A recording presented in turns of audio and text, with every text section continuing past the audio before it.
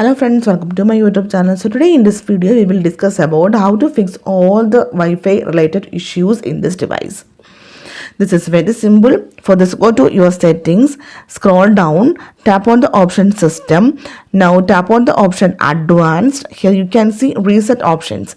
Tap on this one, then tap on the first option, reset Wi-Fi, mobile and Bluetooth. Tap on this one. You can see this will reset all network settings including Wi-Fi, mobile data and Bluetooth. Tap on reset settings. If you tap on those reset options, it will resolve all the Wi-Fi related issues, mobile data related issues and also the Bluetooth related issues also it will resolve. Tap on reset settings. Again tap on reset settings. You can see network settings have been reset.